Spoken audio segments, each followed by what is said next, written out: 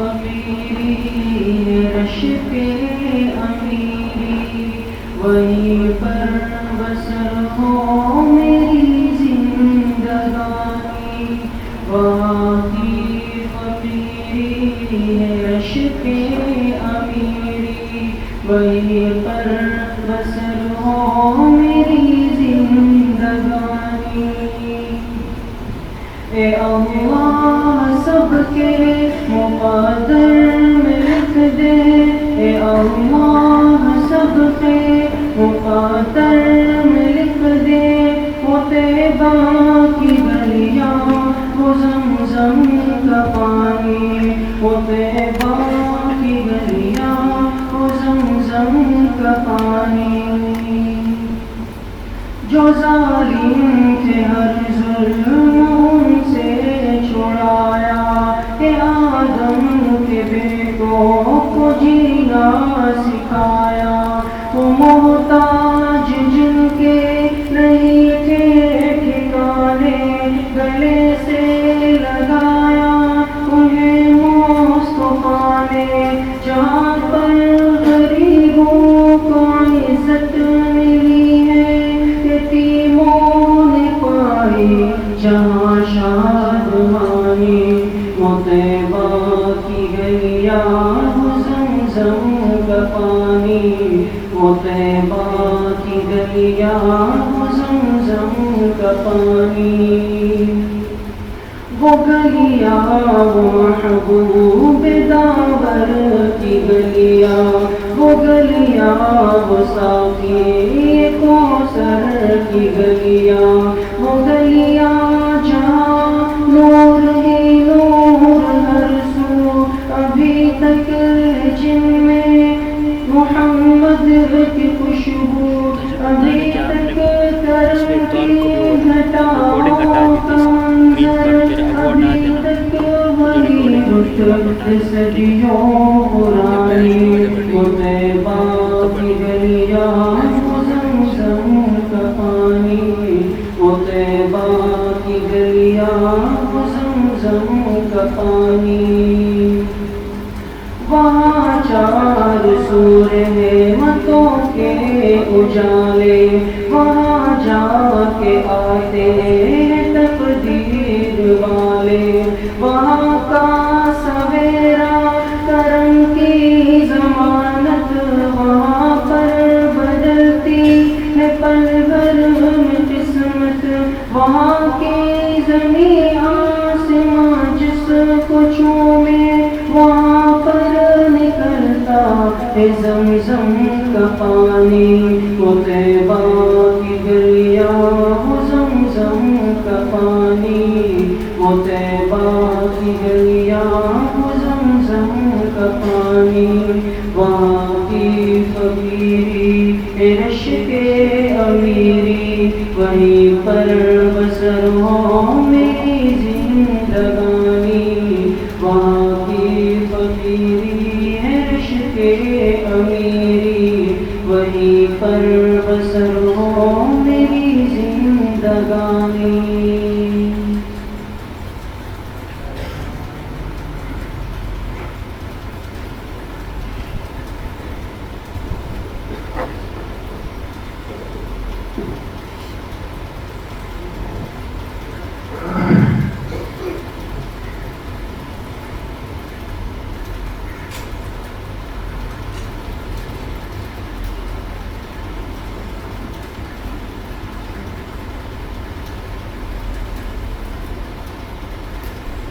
بسم الله الرحمن الرحيم. الحمد لله وكفى وسلام على عباده الذين اصطفى، خصوصا على سيد الرسل وخاتم الأنبياء وعلى آله وأصحابه الأتقياء. أما بعد فأعوذ بالله من الشيطان الرجيم. بسم الله الرحمن الرحيم. وَإِذْ غَدَوْتَ مِنْ أَهْلِكَ تُبَوِّئُ الْمُؤْمِنِينَ مَقَاعِدَ لِلْقِتَالِ وَاللَّهُ سَمِيعٌ عَلِيمٌ. وقال رسول الله صلى الله عليه وسلم: حمزة أسد الله وأسد رسوله یا رب صل وسلم دائما ابدا علی حبیبک خیر الخلق کلہم. تمام حضرات ایک مرتبہ محمد سے درود شریف پڑھیں. اللهم صل على محمد وعلى آل محمد كما صليت على إبراهيم وعلى آل إبراهيم إنك حميد مجيد. اللهم بارك على محمد وعلى آل محمد كما باركت على إبراهيم وعلى آل إبراهيم إنك حميد مجيد. میرے انتہائی قابل قدر دوستوں، بھائیوں اور بزرگوں، الحمدللہ آج اس مبارک سلسلے کی سیرت طیبہ کی 32ویں مجلس میں اللہ تعالیٰ نے ہم سب کو بیٹھنا نصیب کیا ہے. اللہ پاک آپ سب کے اس آنے کو، اس بیٹھنے کو، سننے اور سنانے کو اپنی بارگاہ عالیہ میں قبول فرمائیں اور ہم سب حاضرین و حاضرات کے ظاہر اور باطن کی اصلاح کا ذریعہ بنائیں. بات چل رہی ہے جناب نبی کریم صلی اللہ علیہ وسلم کی مبارک زندگی کی.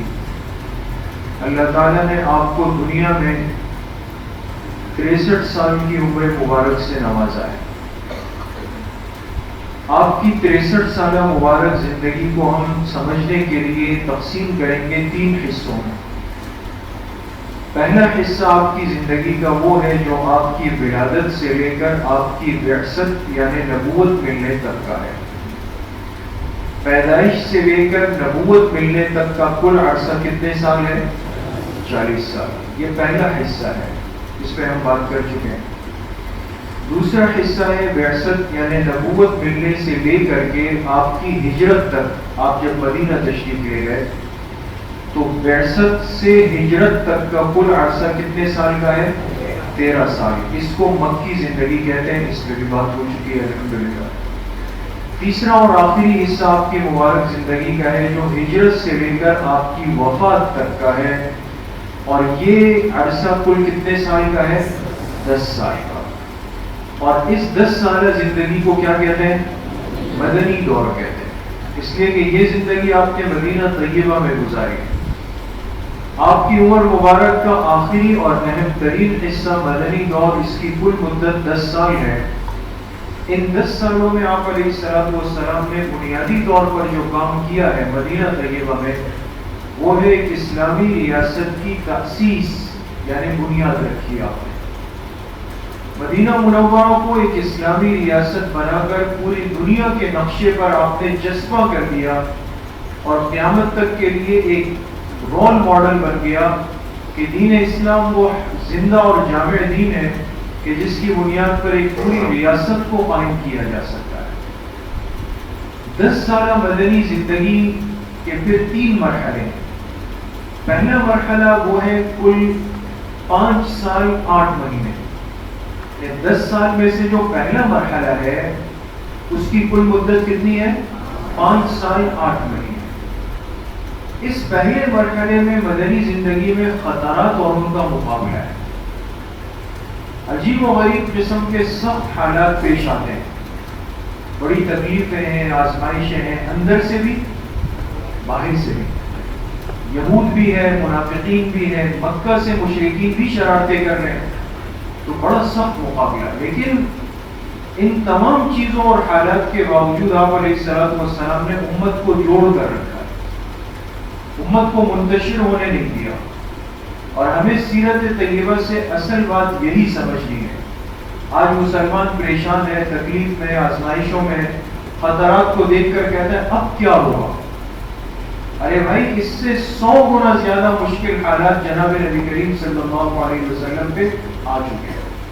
آپ سیرت پہ آئے تو صحیح، آپ کو پتہ چلے گا آپ نے خطرات کا مقابلہ کیسے کیا ہے. تو پہلا مرحلہ چل رہا ہے اور ہم نے 2 سالوں کے بعد مکمل کر لی ہے. پہلی ہجری، 2 ہجری، سن 3 ہجری پر ہماری بات چل رہی ہے. مدنی زندگی کا تیسرا سال، اور اس تیسرے سال میں ایک اسلامی تاریخ کا بہت بڑا واقعہ پیش آیا جس کو غزوہ احد کہا جاتا ہے. یہ غزوہ احد پیش آیا شوال سن 3 ہجری کے اندر. اس پر پچھلی مجلس میں بات شروع ہوئی اور ہم نے عرض کیا تھا کہ یہ غزوہ احد کو 4 حصوں میں تقسیم کریں گے: معرکے سے پہلے، معرکے کے اندر، معرکے کے بعد اور پھر اس سے حاصل ہونے والی ہمارے لیے نتیجہ اور عبرت ہے۔ پچھلی مجلس میں ہم نے بات کی تھی کہ جب غزوہ احد شروع ہو رہا تھا، آپ علیہ السلام تیاری فرما رہے تھے، تو معرکے سے پہلے کے حالات کیا تھے، آپ نے کس کیفیت کے ساتھ صحابہ کو تیار کیا، اور تقریباً 1000 صحابہ کو لے کر جمعے کے دن جمعے کی نماز پڑھا کر 1000 صحابہ کو لے کر آپ مسجد نبوی سے نکلے اور احد مقام کی طرف روانہ ہوئے۔ آج کی مجلس میں ہم بات کریں گے کہ آپ پہنچ گئے میدان احد میں، اور پھر جو معرکے کے حالات تھے، یہ معرکہ کیسے ہوا، کس طرح مسلمان اور مشرکین آپس میں ٹکرائے ہیں، کیا واقعات پیش آئے، ہمارے لیے کیا سبب ہے۔ بہت عجیب و غریب واقعات ہیں، زندگی کو سیکھنے کا ڈھنگ اور سلیقہ سمجھ میں آتا ہے۔ تو حالات معرکے پر آج بات ہوگی، اور آپ ذہن میں رکھیے گا کہ اس جنگ کے 2 دور ہیں۔ غزوہ احد کے کتنے دور ہیں؟ یہ 2 مرحلوں میں لڑی گئی، ایک اس کا پہلا دور ہے اور ایک اس کا دوسرا دور ہے۔ جی، پچھلی مجلس میں بات آئی، یہ جو آپ کو نظر آ رہا ہے یہ ہے جبل احد۔ یہ مدینہ طیبہ سے کتنے فاصلے پر ہے؟ 4 کلومیٹر کے فاصلے پر۔ یہ ہم نے ایک خیالی ایک تصویر ہے مسجد نبوی کی۔ مدینہ سے بالکل سیدھ میں آپ نکلیں گے تو جبل احد آتا ہے، یہ 4 کلومیٹر کا راستہ ہے۔ مشرکین کا جو لشکر تھا یہ یہاں پہ آ کر روکا ہے، اور کس دن روکا ہے؟ 6 شوال 3 ہجری بروز جمعہ، یہ ذہن میں رکھیں۔ شوال کی کون سی تاریخ تھی؟ 6 تاریخ، جمعے کے دن کافروں کا لشکر مکہ سے آیا اور مدینہ کے دامن میں پہنچ کر یہ جو جگہ ہے یہ کافروں کے لشکر نے یہاں پہ پڑاؤ ڈال دیا۔ حضور علیہ السلام نے جمعے کے دن جمعے کی نماز پڑھائی، نماز کے بعد صحابہ سے مشورہ کیا، 1000 صحابہ کو لے کر آپ روانہ ہوئے۔ راستے میں ایک مقام پر آپ نے پڑاؤ ڈالا، رات گزاری۔ کوئی اس جگہ کا نام بتا سکتا ہے؟ شیخین۔ کس جگہ پر رات گزاری تھی؟ شیخین، اور عرض کیا تھا کہ اس جگہ پر مسجد آج کل بنی ہوئی ہے، اس مسجد کا نام بھی کیا ہے؟ مسجد شیخین۔ یہ احد سے تھوڑا پہلے رات گزار کر اسلامی فوج جب احد کے پہاڑ کے دامن میں پہنچی ہے تو وہ تاریخ کون سی تھی؟ یہ دیکھیں، 7 شوال سن 3 ہجری ہفتے کے دن، اور کافر کس دن پہنچے تھے؟ ہفتے کے دن صبح آپ اپنے لشکر کو لے کر کے پہنچ گئے، اور آپ نے اس ترتیب پر فوج کو کھڑا کیا کہ آپ کے پیچھے، پیٹھ کے پیچھے، کمر کے پیچھے احد کا پہاڑ آ گیا۔ اپنی کمر کی طرف احد کے پہاڑ کو رکھا اور مدینہ کو بالکل اپنے سامنے رکھا، اور مدینہ اور احد کے درمیان یہ ایک چھوٹی سی پہاڑی ہے جس کو جبل رماد کہتے ہیں۔ جبل رماد ایک چھوٹی سی پہاڑی، ایک ٹیلا سمجھ لیں آپ۔ اس جگہ پر آپ نے 50 تیر اندازوں کو بٹھایا، اپنے لشکر میں سے کتنے افراد کو بٹھایا؟ 50۔ باقی لشکر کو یہاں پر ترتیب دیا، کس طرح دیا ابھی بات آئے گی، لیکن 50 افراد کو جبل رماد پہ آپ نے بٹھا دیا۔ اس کی وجہ یہ تھی کہ یہ ایک راستہ کھلا ہوا تھا کہ پیچھے سے کوئی نہ آ جائے۔ دیکھیں نا، کافروں کا لشکر ہے نا، یہ راستہ تو سامنے فوج ہے، یہاں پہاڑ ہے قدرتی طور پہ، یہاں سے گھوم کے آنے کا کہ پیٹھ پیچھے سے کوئی آئے اور حملہ کر دے۔ آپ علیہ السلام کے فہم اور ذکاوت کو دیکھیں کہ آپ نے کس انداز میں ان کو بالکل جام کر دیا، کافروں کو بلاک کر دیا، کسی بالکل یہاں بند کر دیا یہاں پہ، تو یہاں 50 تیر انداز بیٹھ گئے۔ دیکھیں اب اسلامی لشکر کی تنظیم کیسے ہوئی۔ آپ بار بار یہ سنیں گے کہ امت مسلمہ منتشر امت نہیں ہے، کہ ہم جو چلتے نا جلسے جلوسوں کی طرح، کوئی آگے کوئی پیچھے، دائیں بائیں، وہاں یہاں، اس میں انتشار میں نقصان ہوتا ہے۔ حضور علیہ السلام کی زندگی کو دیکھیں، آپ کو نظم و ضبط ملے گا۔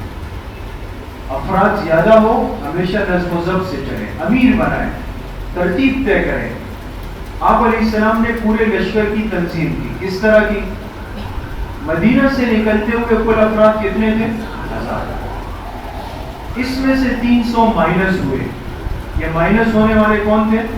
یہ منافقین۔ پچھلی مجلس میں بات آئی کہ عبداللہ ابن ابی جو منافقین کا سردار تھا، اس ظالم نے کیا کیا کہ مدینہ طیبہ میں تو خاموشی اختیار کی، کچھ نہیں کہا، اور جب لشکر بیچ راستے میں پہنچا تو اس نے کہا کہ ہمارا مشورہ نہیں مانا گیا، لہذا میں اپنے ساتھیوں کو لے کر واپس جاؤں گا۔ تو بیچ راستے سے جانے کا مقصد یہ تھا کہ اس لشکر کی ہمت کو توڑ دیا جائے۔ بھائی یہ بات تم مدینہ میں کرتے تو ذہن بنتا کہ ہم 700 آدمی جا رہے ہیں، لیکن 1000 آدمی گئے اور بیچ میں سے 300 واپس آئیں گے، تو دیکھیں ایک امیر کے ذہن میں کتنی تکلیف اور انتشار ہوگا۔ یہ بیچ راستے سے واپس ہوا، لیکن مجال ہے کہ آپ علیہ الصلوۃ والسلام نے یہ بات باقی جماعت کو محسوس ہونے دی، اس کو واپس جانے دیا خاموشی سے۔ اب کتنے رہ گئے؟ 700۔ اب 700، ان 700 کو کیسے تقسیم کیا؟ اس 700 کے جو مرکزی امیر، مرکزی کمانڈ جس کو کہتے ہیں آج کل کی زبان میں، وہ تو خود جناب رسول اللہ صلی اللہ علیہ وسلم۔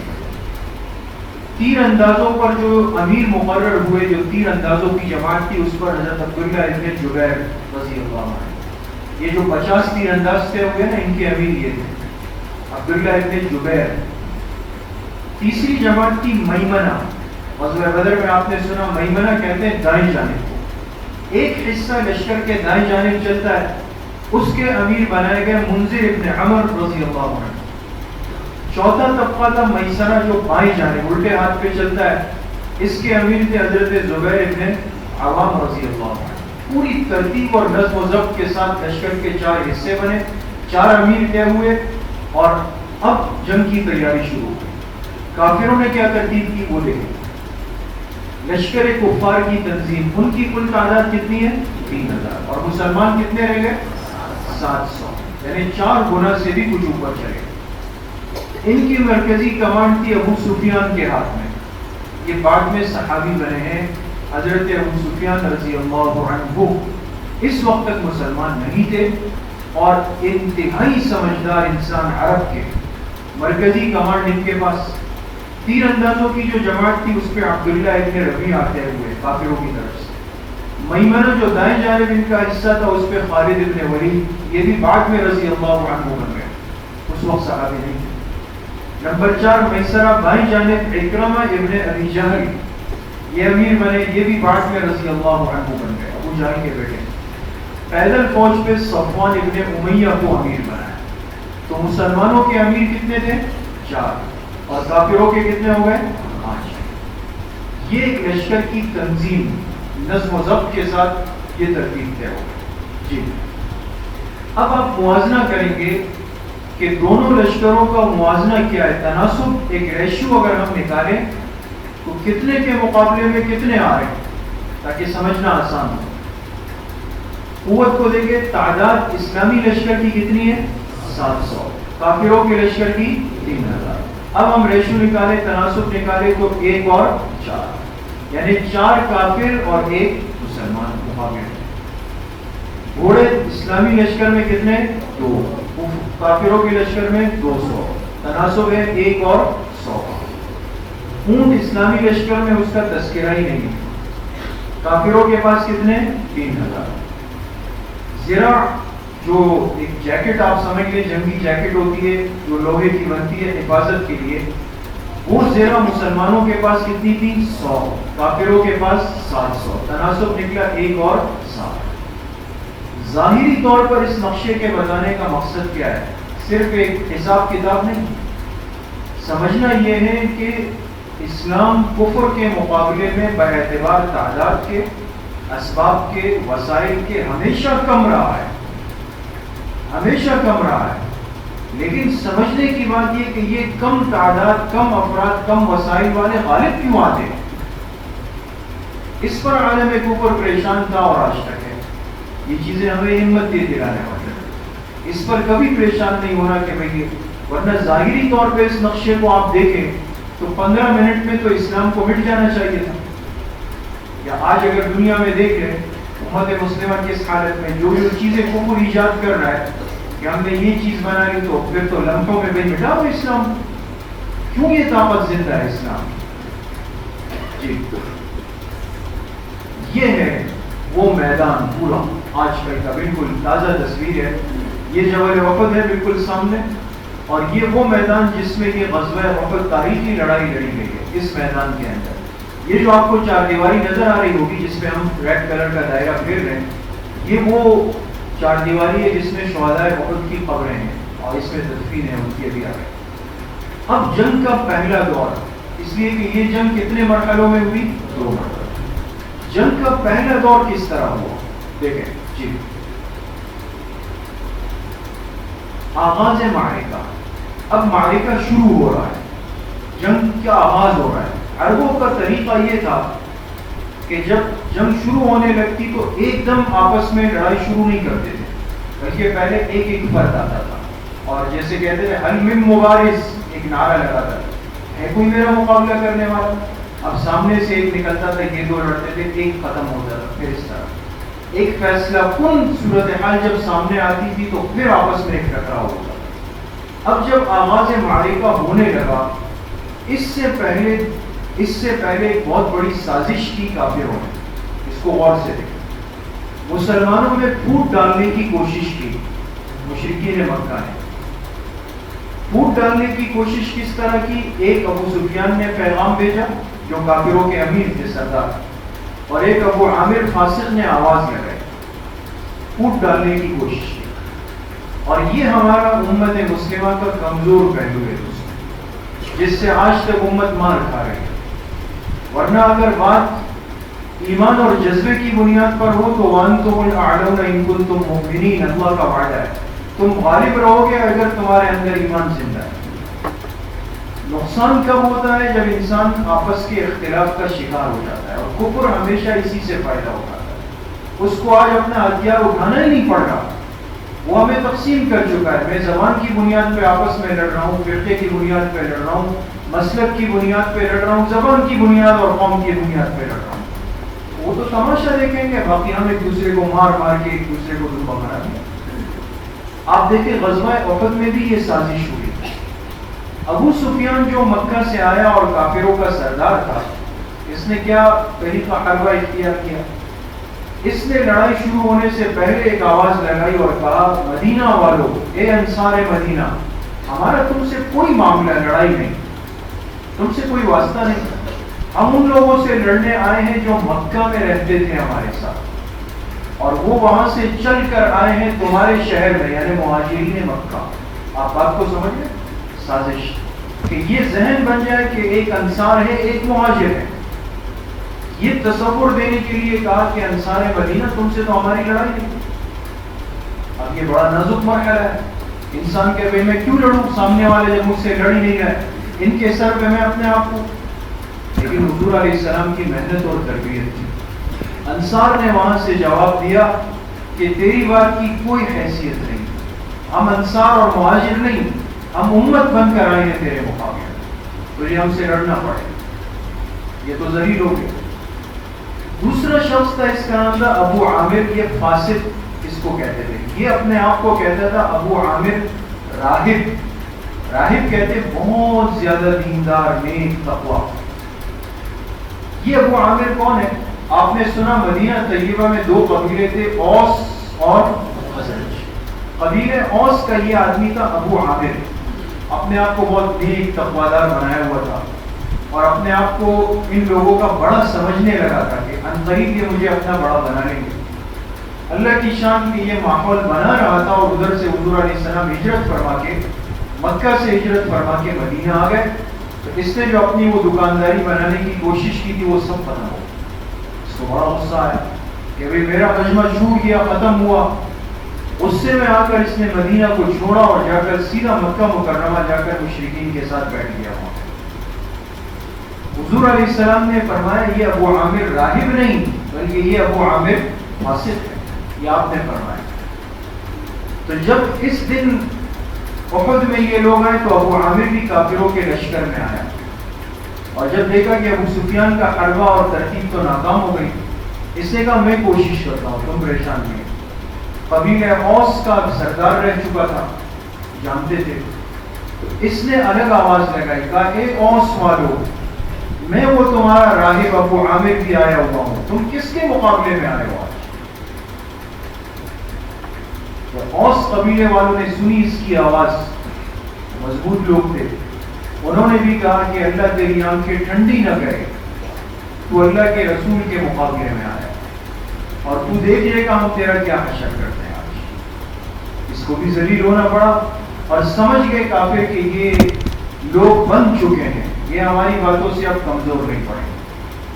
جی اب دیکھیں, اب ترتیب یہ ہوئی کہ ایک مسلمان صحابی اور ایک کافر, یہ ان کا مقابلہ شروع ہوا اور ابتدائی مرحلے میں 10 مسلمان 10 کافروں کا مقابلہ ہوا. نتیجہ کیا نکلا ابھی آپ دیکھیں.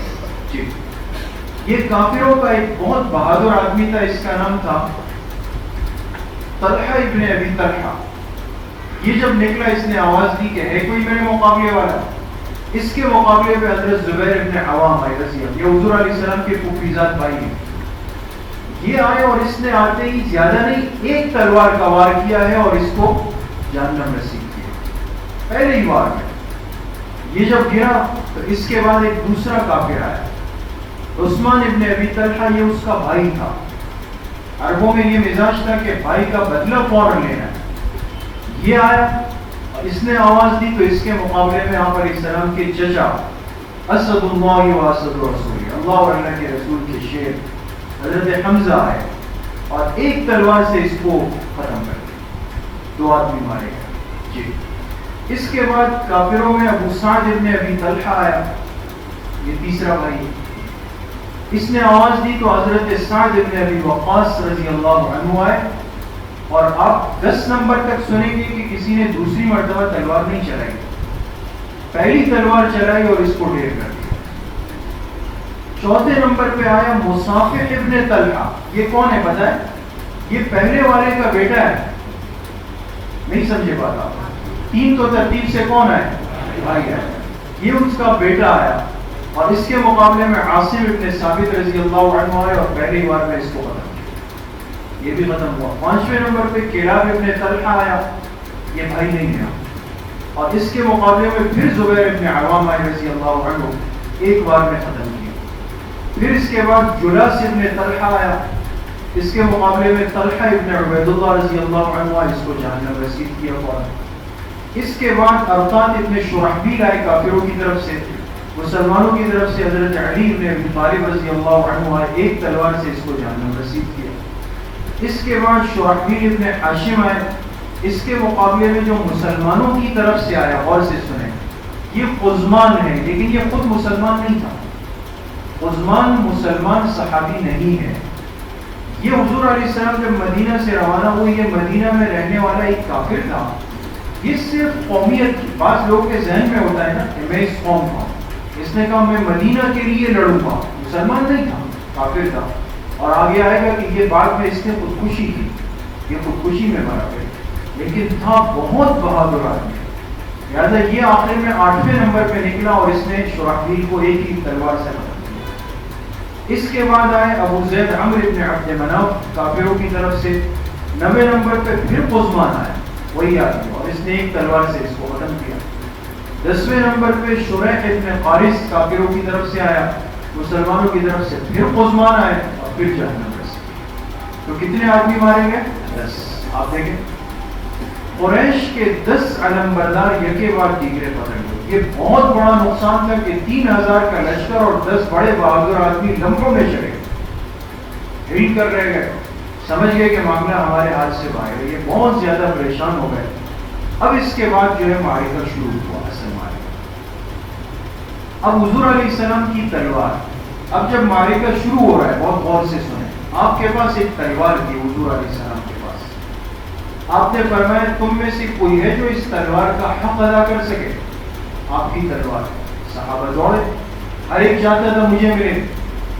آپ فرماتے تھے نہیں, جو اس کا حق ادا کر سکے وہ آئے.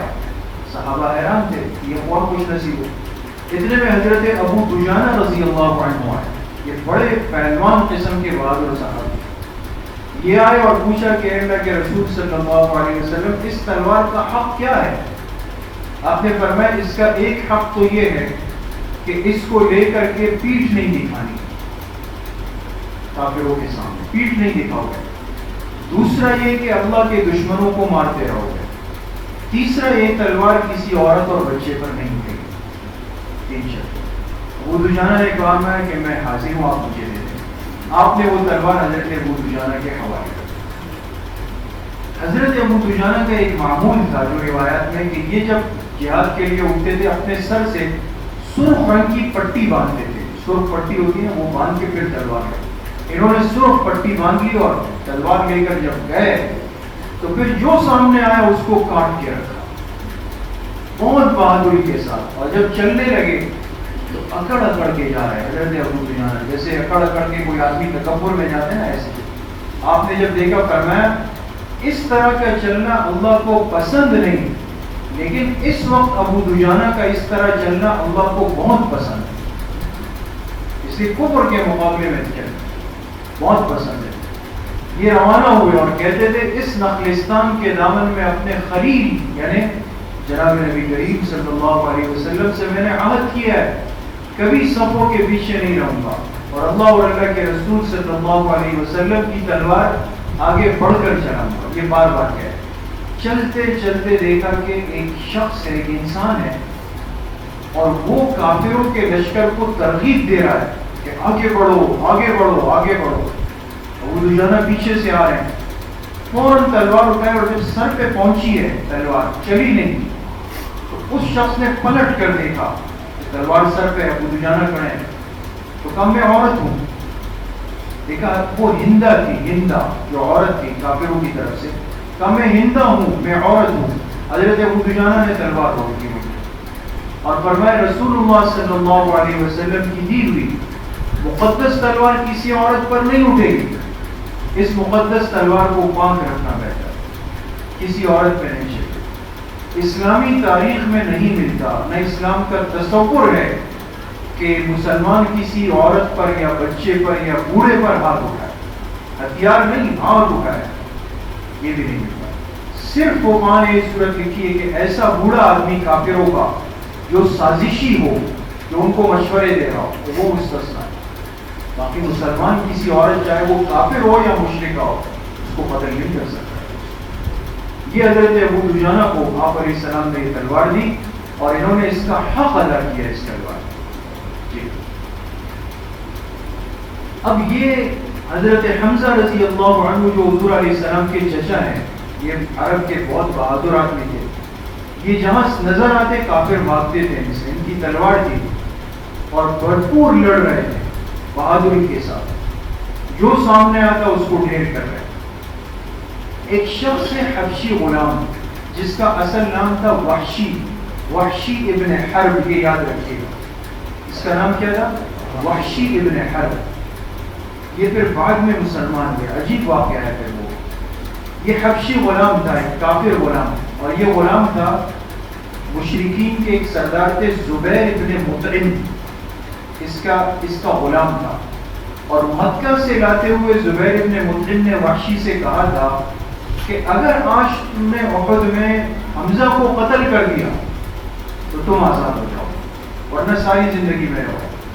تو اب وحشی جو تھا یہ نیزہ باز بہت ماہر تھا، اس نے پورے غزوہ احد میں ایک پتھر کے پیچھے اپنے آپ کو چھپایا، لڑا نہیں، کسی کی زد میں نہیں آیا، نیزہ لے کے چھپا رہا اور حضرت حمزہ کو ڈھونڈ رہا تھا۔ اللہ کی شان اس کے قریب سے حضرت حمزہ گزرے اور اس نے پیچھے سے وہ نیزہ بالکل حضرت حمزہ کے سینے کا پیچھے سے تاکہ سینے سے گزرے اور لے کر کے پھینکا، اور وہ پیچھے سے نکلا، حضرت حمزہ کے سینے سے آر پار ہو گیا۔ حضرت حمزہ بڑے مضبوط آدمی تھے، نیزہ نکلا جسم سے لیکن فوراً مڑے اس کی طرف، اس کو دیکھا، اس پر اپنی تلوار اٹھائی لیکن جسم اب ساتھ نہیں دے رہا، تو فوراً اسی جگہ پہ گرے اور اسی مقام پہ شہید ہو گئے۔ تو حضرت حمزہ نے بڑی بہادری دکھائی اور شہید ہو گئے۔ بعد میں پھر آگے معاملہ ہے وہ آگے آئے گا انشاءاللہ، لیکن آپ کے محبوب چچا حضرت حمزہ شہید ہو گئے اس مقام پر۔ لیکن اس کے باوجود بھی میدان مسلمانوں کے ہاتھ میں تھا، کافر منتشر تھے، مار کھا رہے تھے، آگنے کے منہ میں تھے۔ جی اس موقع پہ آپ نے غزوہ بدر کے بیان میں سنا کہ ہر فوج اور ہر لشکر اپنے لیے کوڈ ورڈ بنا لیتی ہے، اس لیے کہ بھائی سی بات ہے، جنگ میں ایک بڑا مرحلہ اپنے اور دشمن کے پہچاننے کا ہوتا ہے۔ کوئی آپ کی وردی پہن کے آئے، آپ کی ٹوپی پہن کے آئے، کیسے سمجھیں گے؟ ایک کوڈ ورڈ ہوتا ہے۔ مسلمانوں نے جو کوڈ ورڈ بنایا وہ کیا تھا؟ امت امت۔ یہ لفظ کیا ہے؟ امت امت، یہی لفظ غزوہ بدر میں بھی تھا، امت امت، یا اللہ کوئی سامنے آیا اور پہچاننا ہے کون ہے تو اس کو کہا کہ بھی بتاؤ، تو وہ کہتا تھا امت امت، یہ اپنا آدمی۔ کافروں نے اس جنگ میں جو کوڈ بنایا وہ تھا یا للعزا یا لہبل، یہ ان کے دو بت ہیں۔ مشرکوں کا تصور ہر موقع پر اپنے شرک کا اظہار، یا للعزا یا لہبل، یہ ان کے بت تھے، یہ مسلمانوں کا کوڈ، یہ کافروں کا کوڈ۔ یہ ہے احد کا مقام اور یہ پہاڑ ہے، اور یہاں پر بڑی زبردست معرکہ چل رہا ہے، مسلمان غالب ہے، غلبے کی طرف جا رہے ہیں۔ اب آگے کیا ہوا؟ تیر اندازوں نے بڑا کارنامہ دکھایا۔ تیر انداز کون کتنے تھے؟ یہ جو آپ کو چھوٹا سا پہاڑ ٹیلا نظر ہے، غزوہ احد پہاڑ تو یہ پیچھے ہے بہت بڑا، یہ وہ ٹیلا ہے، اور اس ٹیلے کے درمیان ایک جگہ ہے جو حضرات جا چکے ہیں، اللہ سب کو حاضری نصیب فرمائے۔ چھوٹی سی جگہ انسان اوپر چلا جاتا ہے، تو ایک بالکل بیچ میں خالی جگہ ہے جہاں انسان بیٹھ سکتا ہے، سمجھ میں آتا ہے کہ 50 آدمی بیٹھے ہوئے یہاں۔ تو اس جگہ پر یہ 50 افراد بیٹھے ہوئے تھے، اور چونکہ یہ اوپر تھے، میدان نیچے، تو بھرپور تیر چلائے اور کافروں کو خانہ خراب کیا، اور اتنے پریشان ہو گئے کہ آپ بھاگنے کے موڈ میں تھے کہ بھئی اب ہمیں یہاں سے بھاگنا چاہیے۔ جی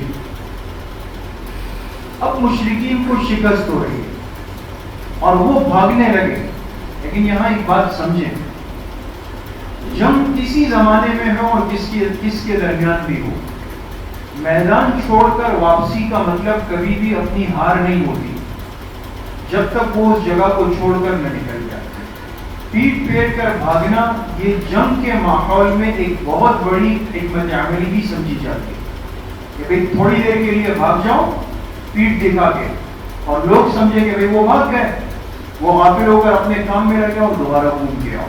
یہ جنگ کی ایک بہت بڑی حکمت عملی ہوتی ہے، اور بعض سیرت نگاروں نے لکھا ہے کہ یہاں پر ایسا ہی ہوا۔ ابو سفیان بہت سمجھدار آدمی تھا، اس نے دیکھا کہ ہمارے لوگ مر رہے ہیں، تیر برس رہے ہیں، لوگوں کی ذہنیت خراب ہو رہی ہے، تو اس نے حضرت خالد بن ولید جو اس وقت تک مسلمان نہیں تھے اس سے مشورہ کیا اور کہا کہ ہم دکھانے کے لیے بھاگیں گے، سب بھاگیں گے، اور بھاگنے کے بعد ہم دیکھیں گے کہ یہ جو ٹیلا جس پر 50 افراد بیٹھے ہیں یہ لوگ کیا کرتے ہیں۔ اگر یہ اسی جگہ بیٹھے رہے تو پھر تو ہمارا کام نہیں بن سکتا، لیکن اگر انہوں نے نیچے اترنے کی حرکت کی، غلطی کی، تو ہمارا راستہ کھلے گا اور ہم آ جائیں گے۔ یہ طے ہوا اور کافروں نے بھاگنا شروع کیا یہاں سے۔ یہ بھاگنے لگی، یہ جو 50 تیر انداز تھے ان سے ایک بہت بڑی غلطی ہوئی، سب سے نہیں اکثر سے۔ ان کے جو امیر تھے عبداللہ ابن جبیر، بڑے مضبوط آدمی، انہوں نے کہا ہم نیچے نہیں اتریں گے، اس لیے کہ حضور علیہ السلام نے فرمایا کچھ بھی ہو جائے، حدیث میں الفاظ ہے یہاں تک کہ پرندے ہمیں نوچ رہے ہوں تو میں نہیں اترنا۔ تو ہم کیسے جائیں؟ 38 ساتھیوں نے، 12 میں سے 38 نے کہا نہیں، آپ کا مقصد یہ تھا کہ اگر ہم جب تک غالب نہ آئے، اب تو میدان ہمارا ہے، ہمارے ساتھی نیچے ہمارے غنیمت جمع کر رہے ہیں، ہم غالب ہو گئے، میدان کیوں رہے، نہیں نیچے اترنا۔ 38 صحابی اتر گئے، یہ 12 رہ گئے۔ یہ ساری چیز یہ نقل و حرکت نوٹ کر رہے تھے خالد بن ولید رضی اللہ عنہ دور سے، اور وہ یہاں سے یہ لشکر اب بھاگ رہا ہے کافروں کا۔ جب انہوں نے دیکھا کہ یہ راستہ فارغ ہوا، 12 ساتھی رہ گئے، 12 تو مشکل نہیں ہے، انہوں نے یہاں سے دوبارہ گھوم کر ایک ترتیب بنائی۔ حضرت خالد بن ولید نے حملہ کیا، کس طرح کیا دیکھیں۔ خالد ابن ولید اور اکرمہ ابن ابی جہل، اللہ کی شان، یہ دونوں بعد میں بڑے صحابہ بنے۔ انہوں نے دوبارہ اس لشکر کو یہاں سے گھمایا، اور یہ گھما کر کہاں سے گھوم کر یہاں آئے۔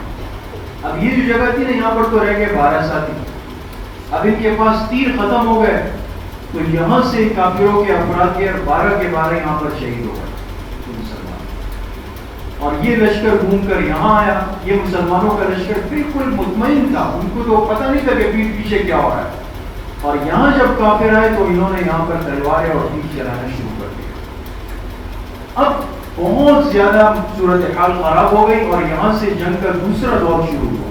پہلے دور میں تو مسلمان غالب آ گئے، لیکن ایک غلطی جو قیامت تک سبق ہے، امیر کی اطاعت سے جس نے پیچھے اپنے آپ کو ہٹایا ہے، وہ سامنے امیر کی مان کر چلنا چاہیے۔ لہذا اب دوسرا دور شروع ہوا اور کافر آئے اور اب انہوں نے مسلمانوں کو مارنا شروع کیا. اب مسلمان اور کافر مل گئے آپس میں.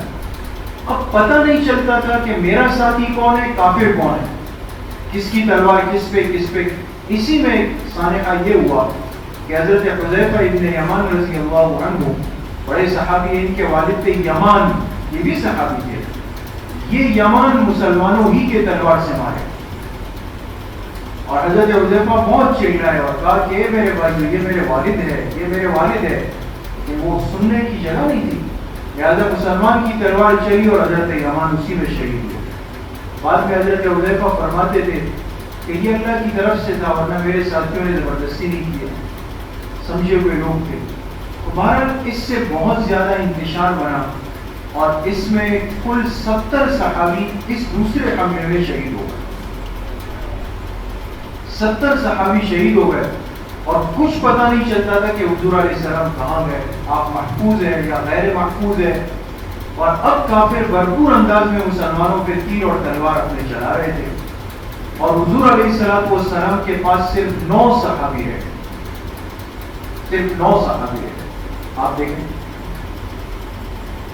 ایسے موقعوں پہ بہت بڑا کارنامہ انجام دیا ہماری مسلمان ماؤں نے, مومنہ عورتیں میدان جنگ میں آئیں. ورنہ اسلامی جہاد میں عورت کے لڑنے کا تصور نہیں ہے. وہ لڑے گی نہیں, وہ دعا کرے گی, وہ ہمت دلائے گی اور بصورت دیگر آزمائش کی صورت میں آ کر زخمیوں کی خدمت کرے گی. تو 8 عورتیں میدان میں آئی اور انہوں نے آ کر تلوار نہیں اٹھائی سوائے اس ایک کے, حضرت عمارہ عین پہ پیش عمارہ رضی اللہ عنہ.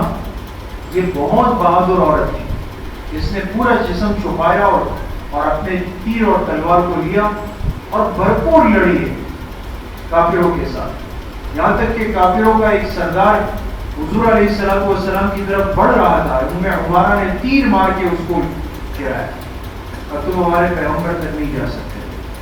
آپ نے جب دیکھا عمارہ کو تو آپ نے کیا فرمایا جس طرح آج عمارہ نے میرا دفاع کیا اور میرے ساتھ ہے, یہ کل جنت میں بھی میرے ساتھ ہے. اور حضرت ایمن رضی اللہ عنہ یہ بڑی عمر کی تھی, ایک مسلمان کو پانی پلانے آئے. کافروں کا ایک سردار تھا بدبخت, اس نے تیر چلایا حضرت ایمن پہ اور وہ تیر جب لگا تو ان کا سطر کھلا, یہ گر گئی. تو وہ ہنسنے لگا. حیا تو مسلمانوں کا ہتھیار ہے, زیور ہے. حضور علیہ السلام نے جب دیکھا تو آپ بہت دکھ ہوا, آپ نے فرمایا ہے کوئی جو ایمن کا بدلہ لے لے؟ تو حضرت سعد کے پاس تیر تھا, انہوں نے وہ تیر چلایا اور اس کافر سردار کو اس انداز میں مارا کہ وہ گرا اور اس کا سطر کھلا. آپ علیہ السلام مسکرائے اور فرمایا سعد نے ایمن کا بدلہ لے لیا, خوش ہوا. تو خیر مسلمان عورتیں اتری میدان میں اور انہوں نے زخمیوں کو پانی پلایا, جو زخمی تھے ان کی علاج کی کوشش کی اور بہت ہمت دلائی مسلمانوں کو ایسے ہو. جی یہ احد کا میدان ہے اور یہاں حضور علیہ السلام اور صحابہ آپس میں دور ہو گئے ایک دوسرے سے. کچھ اندازہ نہیں ہوتا تھا کہ کون کہاں پر ہے. ایسے موقع پر آپ علیہ السلام کے ارد گرد انگریز معرکہ شروع ہوا. میں نے عرض کیا آپ کے ساتھ کتنے صحابہ رہ گئے؟ 9 صحابہ, جس میں سے 6 انصاری تھے اور 3 مہاجرین تھے. اور آپ کے ارد گرد کافر آہستہ آہستہ قریب آنے. ان کی تو کوشش یہ تھی کہ حضور علیہ السلام ہاتھ میں آئے اور ہم آپ کو ختم کریں, شہید کریں تاکہ میدان ہمارے ہاتھ آئے. 4 بدبخت کافروں نے آپ علیہ السلام کو شہید کرنے کی کوشش کی. 4 افراد, عبداللہ ابن شہاب, عبداللہ ابن قمیہ, یہ بہت غلط قسم کا آدمی ہے. ایک عتبہ ابن ابی وقاص, اللہ کی شان دے کے ان کے بھائی ہیں سعد ابن ابی وقاص, وہ حضور علیہ السلام کے ساتھ ہیں اور یہ کافروں کے ساتھ ہیں. اور ابی ابن خلف. ان چاروں نے اپنے آپ کو جمع کیا اور کہا جا کے مسلمانوں کے پیغمبر کو مانا. اس کے ہاتھ میں ایک پتھر آیا, اس نے مارا. یہ پتھر ہوتا ہوا آپ علیہ السلام کی پیشانی مبارک پہ لگا, آپ کی پیشانی زخمی ہوئی. عبداللہ ابن قمیہ تھا بہت بہادر کافروں پر, یہ لڑتے ہوئے آیا اور اس نے تلوار ماری لیکن مار نہیں سکا, تو آپ کے کندھوں پہ اس کی تلوار ہے. عتبہ ابن ابی وقاص کے پاس ایک نوکیلا پتھر آیا اور اس نے دور سے وہ پتھر مارا، لیکن وہ پتھر آیا اور اس سے آپ علیہ السلام کا دانت مبارک شہید ہوا اور وہ گرا، خون نکلا۔ اسی موقع پہ آپ نے یہ جملہ فرمایا کہ اس امت کو کیا خیر ہوگی جس نے اپنے پیغمبر کو زخمی کیا۔ اور یہ ابی ابن خلف تھا، یہ حضور علیہ السلام کے پاس آنے لگا۔ یہ بڑی عجیب بات ہے، اور جب قریب پہنچا تو آپ نے صحابہ سے فرمایا چھوڑ دو اس کو آنے میں۔ یہ بالکل قریب پہنچا، آپ کے برابر ایک صحابی تھے حضرت حارث رضی اللہ عنہ، آپ نے ان کا نیزہ لیا اور ہلکا سا ابی ابن خلف کی گردن پہ ایسے ٹچ کرتے ہیں، ایسے لگایا، ایسے مارا نہیں، لگایا، ایک خراش ہو گئی، لیکن یہ ایسا چیخا جیسے روایت میں آتے بیل ڈکارتا ہے، بیل جیسے ڈکارتے اس طرح چیختا ہوا بھاگا۔ کافروں نے اس کو کہا کہ اللہ کے بندے اتنے بڑے بہادر آدمی ہو، ایک زخم سے، اس نے کہا تمہیں نہیں پتا یہ زخم عام آدمی کا نہیں ہے، یہ جس شخص نے لگایا ہے اگر یہ زخم پورے عرب پہ تقسیم ہو جائے تو وہ تکلیف سے مر جائیں۔ اور اسی طرح چیختا چلاتا پھر یہ مکہ سے پہلے راستے میں یہ مارا۔ تو چاروں نے کوشش کی اور آپ علیہ السلام کو زخمی ضرور کیا، لیکن اللہ پاک نے آپ کی حفاظت فرمائی اور ان 9 صحابہ نے بڑی قربانی کی، اور ان 9 میں سے ایک ایک کر کے شہید ہوتے رہے اور 7 صحابی آپ علیہ السلام کے ارد گرد شہید ہو گئے۔ 9 میں سے 7 چلے گئے، باقی کتنے رہ گئے؟ 2 صحابی رہے، صرف 2۔ ان 2 میں ایک حضرت سعد تھے اور ایک حضرت طلحہ تھے۔ یہ 2 نام ذہن میں رکھیے گا، ایک حضرت سعد اور ایک حضرت طلحہ، انہوں نے بہت بڑی قربانی کی۔ اب یہ معاملہ چل رہا ہے، ایک صحابی ہے، آپ نے نام سنا ہے، بڑے مشہور صحابی حضرت مصعب ابن عمیر رضی اللہ عنہ، یہ بڑے بہادر صحابی، یہ بھی میدان میں کافروں سے لڑ رہے، لیکن ایک خصوصیت اس صحابی میں یہ تھی کہ جب یہ جنگ کا لباس پہنتے تھے تو لباس پہننے کے بعد بالکل حضور علیہ السلام کی مشابہت اختیار کر لیتے تھے۔ عام آدمی سمجھتا تھا کہ شاید یہ حضور آ رہے ہیں، جنگ کا لباس۔ اس معرکے میں حضرت مصعب ابن عمیر لڑتے لڑتے شہید ہو کے گر گئے، شہید ہو گئے۔ اب کافر جب آئے تو دیکھا کہ بھئی ان کو ایسا لگا کہ یہ کون ہے؟ حضور علیہ السلام، اس لیے کہ مشابہت تھی۔ ان کو ایسا لگا کہ ہم نے تو حضور علیہ السلام کو شہید کر دیا، اور انہوں نے نعرہ مار دیا کہ مسلمانوں کے پیغمبر ہمارے ہاتھ سے شہید ہو گئے، حالانکہ وہ کون تھے؟ حضرت مصعب ابن عمیر تھے۔ اب یہ اطلاع جب پھیلی، اس نے بہت زیادہ نقصان کیا، اس لیے کہ کہتے ہیں نا 100 جائیں سردار نہ جائے، تو سردار بھی وہ جو اولین اور آخرین کے سردار ہیں۔ تو حضور علیہ السلام کی شہادت کی خبر جب پھیلی تو صحابہ کے دل ٹوٹ گئے۔ اب 3 حصے بنے مسلمانوں کے، صحابہ 3 حصوں میں تقسیم ہو گئے۔ دیکھیں، حضور کی شہادت کی افواہ پھیل گئی اور اس کے نتیجے میں مسلمانوں کی جماعت 3 حصوں میں تقسیم ہو گئی۔ 3 قسمیں کس طرح؟ ایک طبقے نے کہا کہ جب اللہ کے پیغمبر نہیں رہے تو اب کوئی فائدہ نہیں، یہ واپس مدینہ کی طرف نکلنے لگے۔ ایک طبقے نے کہا کہ جب نہیں رہے تو اب ہماری زندگی کا کیا فائدہ، اب تو ہم اپنی زندگیاں ختم کر کے جائیں، یہ اور تیزی کے ساتھ آگے بڑھے۔ اور جو تیسرا حصہ تھا، یہ کتنے افراد کے آگے دیکھیں، یہ 9 افراد یہ حضور علیہ السلام کے ساتھ جمع ہو گئے اور انہوں نے آپ کو گھیر لیا کہ کوئی آپ کو نقصان نہیں پہنچا سکے۔ اور میں نے عرض کیا کہ ان 9 میں سے کتنے شہید ہو گئے؟ 7 افراد شہید ہو گئے، اور صرف 2 حضرت سعد اور حضرت طلحہ رہے، اور انہوں نے وہ قربانی دی ہے کہ جس کو کوئی سوچ نہیں سکتا۔ 7 شہید ہو گئے، ان 7 میں سے ایک تھے عمارہ ابن یزید ابن سکن، یہ لڑتے لڑتے زخمی ہو گئے۔ یہ جب زخمی ہوئے آپ نے فرمایا عمارہ کہاں ہے؟ کسی نے کہا وہ زخمی، آپ نے فرمایا میرے پاس لاؤ۔ ایک ساتھی ان کو کندھے پر اٹھا کر لائے اور لا کر ان کا سر آپ کے قدموں میں جیسے ہی رکھا تو ان کا انتقال ہے۔ یہ خوش نصیب آپ کے قدموں میں دنیا سے چلے گئے۔ 2 صحابی حضرت سعد اور حضرت طلحہ رہ گئے آپ کے ساتھ۔ اب دیکھیں انہوں نے کس طرح آپ علیہ السلام کی حفاظت فرمائی۔ طلحہ ابن عبید اللہ اور سعد ابن ابی وقاص، اب اللہ کی شان دے کہ دونوں کے پاس تیر تھے، دونوں تیر چلا رہے ہیں. طلحہ تیر چلا رہے اور تیر ختم ہو گئے. ہاتھ بالکل خالی ہو گئے. اب کیا کریں؟ اب کافروں کے تیر آ رہے نیچے سے. طلحہ نے کیا کیا؟ اللہ آپ علیہ السلام کے اوپر ایسے کھڑے ہو، خوش کافروں کی طرف کی اور اپنا سینے مبارک آپ علیہ السلام کی طرف کیا. جب تک طلحہ زندہ ہے کوئی تیر آپ کی طرف نہیں آئے. اور اتنے تیر کھائے حضرت طلحہ نے اس دن، اتنے تیر کھائے اپنی کمر پہ کہ ان کی کمر زخموں سے چور ہو گئی، لیکن ہلے نہیں اپنی جگہ سے. اور حضرت سعد جو تھے ان کے پاس تیر تھے، یہ بڑے تیر انداز تھے، یہ سنبھال کے تیر چلاتے. اور آپ نے ان کے تیر لیے اور ایک ایک تیر خود دے رہے تھے. اور حضرت سعد کو آپ نے کیا فرمایا؟ ایک ایسا جملہ کہ جو ان کی نصیب میں قسمت میں آیا ہے. دوست دیکھیں حضرت سعد کے بارے میں آپ نے فرمایا اے سعد تیر چلاؤ، میرے ماں باپ تجھ پر قربان ہو. یہ فخر کرتے تھے کہ آپ علیہ السلام نے مجھے فرمایا ارمی یا سعد فداک ابی و امی. حالانکہ صحابہ سے تو آپ نے سنا نا، صحابہ تو ہر جگہ کہتے تھے فداک ابی و امی یا رسول اللہ، کہتا کہ رسول ہمارے ماں باپ آپ کو. یہ سعد وہ خوش نصیب ہے ہماری اسلامی تاریخ کا کہ اللہ کے رسول نے فرمایا اے سعد میرے ماں باپ تجھ پہ قربان ہو. صحابہ ان کا اعزاز کرتے تھے. یہ تو حضرت سعد ہو گئے. اور وہ طلحہ جنہوں نے کمر دی ہوئی، کمر کافروں کی طرف تیر آ کے لگ رہے. آپ نے جب دیکھا فرمایا جو شخص کسی شہید کو روئے زمین پر چلتا ہوا دیکھنا چاہے، ہے زندہ لیکن شہید کے مقام پر ہے، فرمایا وہ طلحہ ابن عبید اللہ ہوئے، چلتا پھرتا. اور جب بعد میں پتہ چلا صحابہ کو کہ حضور زندہ ہے، سب دوڑتے ہوئے آئے آپ کی طرف، تو آپ نے فرمایا اپنے بھائی طلحہ کو سنبھال لو، اس نے اپنے لیے جنت واجب کر دی.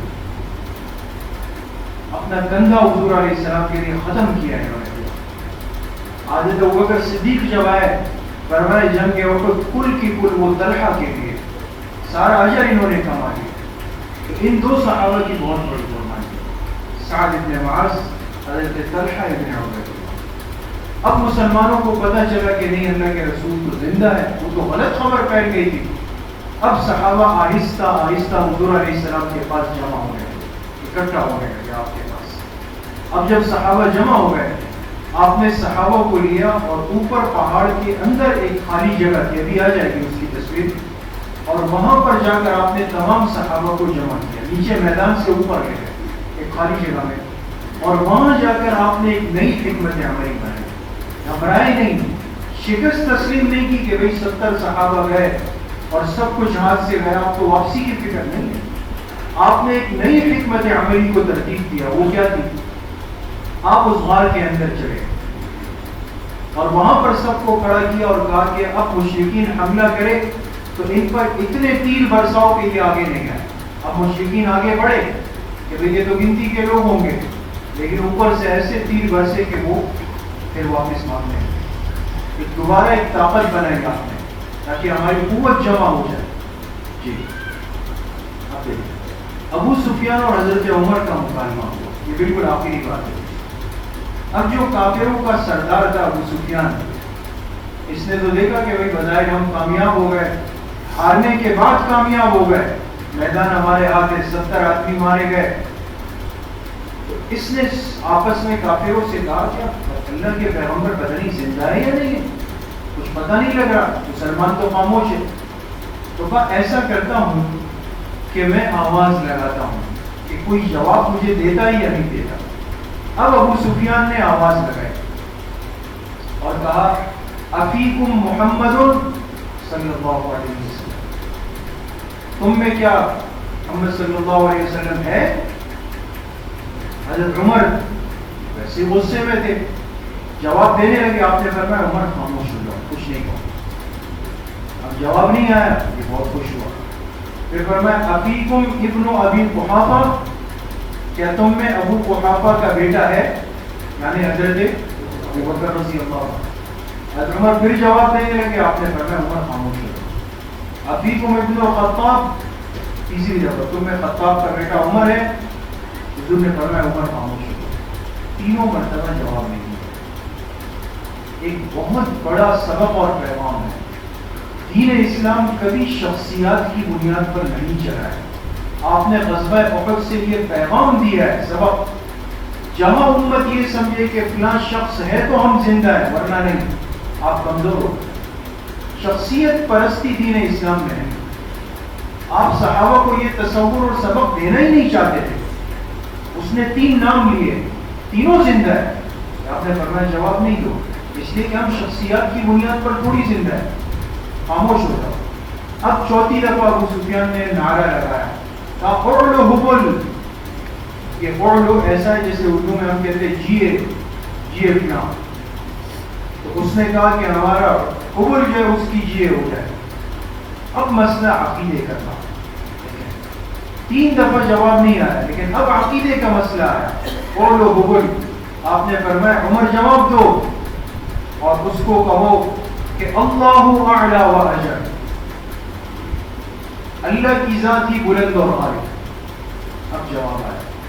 اب ابو سفیان نے کہا لنا عزا ولا عزا لکم، ہمارے پاس تو عزا ہے، ان کے بت کا نام ہے، تمہارے پاس تو عزا نہیں ہے. آپ نے فرمایا عمر جواب دو اللہ مولانا ولا مولا لکم، اللہ ہمارے مددگار ہے، تمہارا تو کوئی مولا نہیں. عقیدے پر کوئی کمپرومائز نہیں ہے دوستوں. اب حضرت عمر نے جب جواب دیے سب، تو ابو سفیان نے کہا کہ عمر نیچے آؤ، مجھے تم سے کچھ بات کرنی ہے. اس سخت حالات میں اکیلے آدمی کو آواز دے رہے ہیں. آپ نے فرمایا عمر چلے جاؤ، کچھ نہیں کہہ سکتا، بات کر کے آ جاؤ. حضرت عمر اترے ابو سفیان کے پاس. حضرت ابو سفیان نے کہا کہ عمر دیکھو آج ہم نے بدر کا بدلہ لے لیا. حضرت عمر نے فرمایا نہیں، ہم بدر میں بھی غالب رہے، آج بھی غالب ہیں. ہمارے 70 آدمی شہید ہو کر کامیاب ہیں. مسلمان تو کسی موقع پہ ناکام نہیں ہو سکتا. ہمت توڑ دی اس نے. ابو سفیان نے کہا دیکھو تمہارے بعض آدمیوں کی لاشوں کی بے حرمتی ہوئی ہے، آگے اگلے مجلس میں بات آئی. تو دیکھو وہ میں نے نہیں کہا تھا ان سے. عربوں میں ایک چیز تھی کہ اصول کے خلاف نہیں چلتے تھے جو ان کے ضابطے.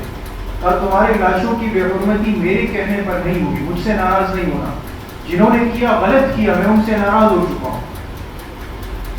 اور پھر آخری بات کی کہ اب ہم دوبارہ آئیں گے. عمر نے فرمایا ہم تمہارے انتظار میں، جب بھی آؤ ہماری تلواریں تمہارے انتظار میں کھڑی. آپ اندازہ لگائیں کہ وہ لوگ جن کے 70 جنازے پڑے ہوئے، لاشوں کے ٹکڑے پڑے ہوئے، جن کے امیر اور اللہ کے محبوب پیغمبر زخمی ہیں، انسان کے دل پر کیا گزرے گی. لیکن ان کی ایمانی ہمت کمزور نہیں پڑی ہے. یہ حضور کی تربیت ہے.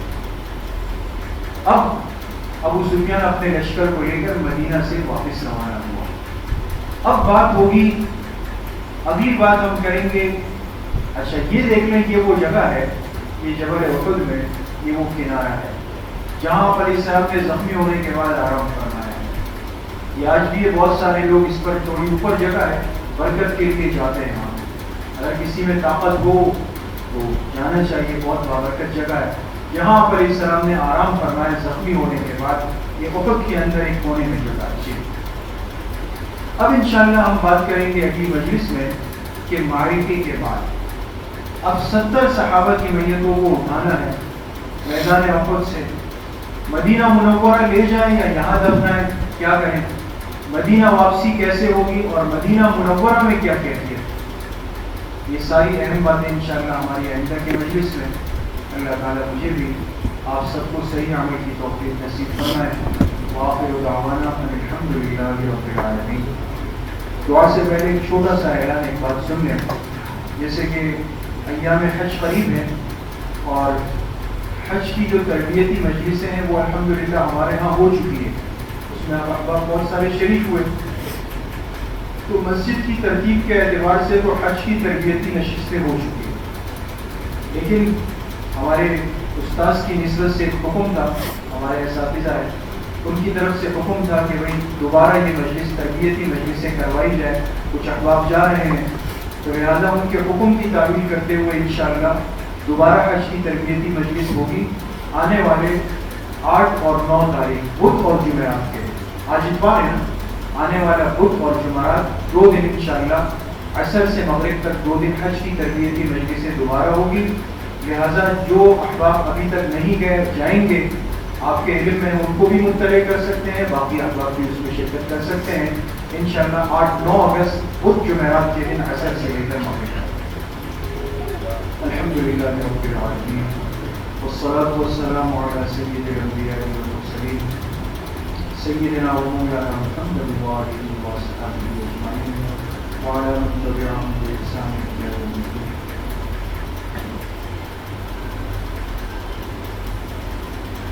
ایک ساتھی کے لیے دعا کی پرچی آئی ہے، وہ زخمی ہے، یہ تکلیف میں ہے، دعا فرمائے اللہ پاک ان کو شفائے کامل عاجل نصیب فرمائے. اسی طرح ہمارے یہاں مدرسے کے ایک طالب علم ہے، ایک حادثے کے اندر ان کے گھروں کی 2 مستورات کا انتقال ہوا ہے، کر کے حادثے میں دعا فرمائے اللہ پاک دونوں کی کامل مغفرت فرمائے، دونوں کے درجات کو اللہ تعالیٰ بلند فرمائے. جتنے مرحومین مرحومات دنیا سے جا چکے اللہ پاک سب کی مغفرت فرمائے. صلی اللہ وسلم علی نبینا محمد وآلہ وصحبہ اجمعین. السلام علیکم.